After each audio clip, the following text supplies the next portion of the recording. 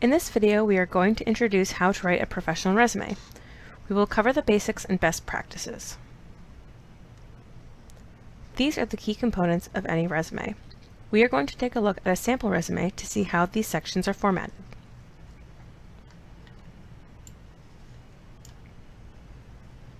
Here is a sample resume. Highlighted are some of the key components of a resume that you might be using. The first section you'll want to consider is contact information.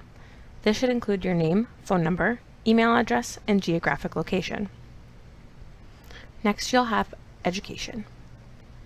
In this section, you'll want to include the school which you attended, your major and any minors, GPA if it is above a 3.0, and this could also include awards and honors and maybe related courses.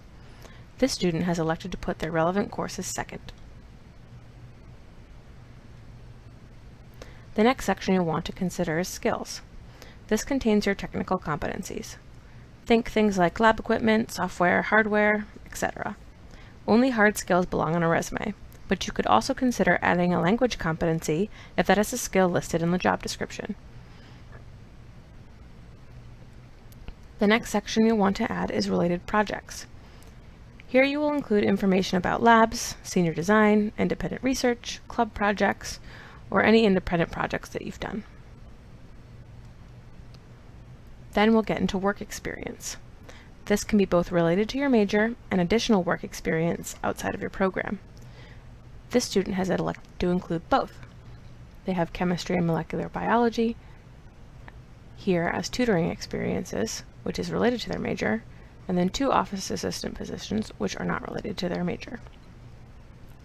Finally, you'll have extracurricular activities.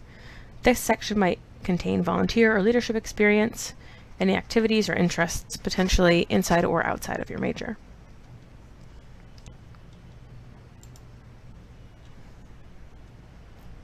Next, we'll talk about things you'll want to consider as you write. You'll want to make sure your contact information is up to date and reliable. You also want to use a professional email address. Something like smithj24@gmail.com is appropriate. However, soxfan2016@hotmail.com might not be. It would be difficult for an employer to identify you using this address. You'll also want to tailor your resume for the job to which you are applying. It should be targeted for each specific job. You'll also want to use strong action verbs to showcase your skills and abilities. And remember to use past tense for experience and projects that have concluded, and present tense on those which you are currently working. Also be sure to have your spelling and grammar correct. You'll want to proofread your resume more than once and ask others to read it over too. Think professors, mentors, and especially your co-op and career advisor. Remember, there's not just one way to format a resume, but you should be consistent with your layout and format throughout. Something to consider, using a bulleted format does make it easier for employers to read your resume. At this point in your experience, your resume should only be about a page. If you feel like you have more projects and experience to share, consider creating an online portfolio or elaborating on LinkedIn. Our office has great resources for both of these. If you're an alumni and you have many years of experience, your resume may certainly be longer than 1 page. Finally, continually update your resume.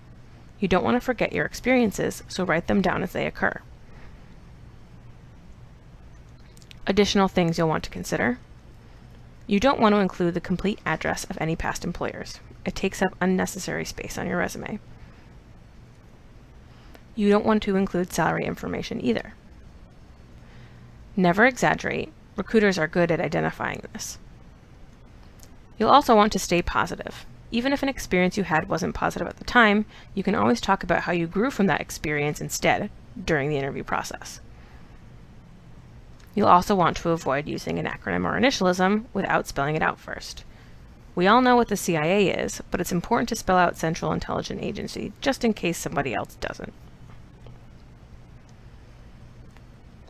Never include photographs in American resumes. You'll also not want to disclose personal information such as age, sex, or religion. Avoid institution-specific jargon. For example, think Wow Week, right? that's something that's specific to Wentworth. What I might call it instead is New Student Orientation or Welcome Week for new students. That is more universal language. You'll also want to avoid explaining experiences with excessive detail. Be selective with the numbers and specifics you share. Finally, don't list your references on a resume. This part comes after the interview.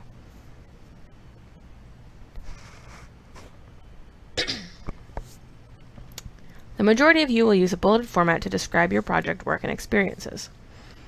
These bullets are essentially a list of your accomplishments and responsibilities. Each bullet will start with a strong action verb. Think, constructed, designed, collaborated, tested, analyzed, managed, resolved, organized. Verbs like that. Present tense is used for current experiences and past tense for those that have already ended. You want to use the PAR method as a guide to writing your bullet points. You will ask yourself, what was the project that I worked on? What action did I take? And what was the result? When possible, you want to use numbers and names of tools and programs used to achieve the results. A good example might be, collaborated with a 4-person team to achieve 3 times the original power output based on simulated results for a small manufacturer of electronics.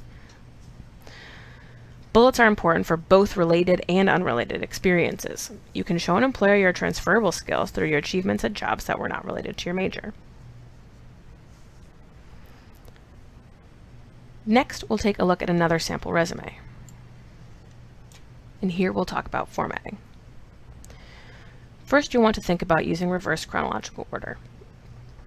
Here, the student has elected to choose both their high school and undergraduate experience and put those on their resume. Because a high school experience happened farther in the past, this comes second, and because the student is currently at Wentworth, that comes first. You'll also want to omit pronouns such as I and we. Here the student is leading every sentence with a strong action verb instead. You'll also want to use at least 1-inch margins all around. You could go as low as 0.5 inches. All text should be correctly aligned in each section. Here, every section is aligned to the left, and all of the dates are aligned to the right. You want to use size 10 to 12 font, as that makes it easiest for employers to read. You'll also want to use the same font throughout the resume. This consistency also makes it easier to read. Here, the individual has used Times New Roman throughout. You'll want to use capitals, bold, or underlining to emphasize categories or headings. Here, this person is using bold to emphasize headings, italics to emphasize different projects, and underlines to emphasize each subheading.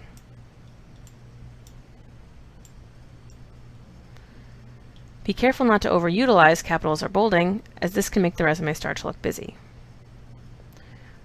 Remember, ask yourself, would someone want to read this?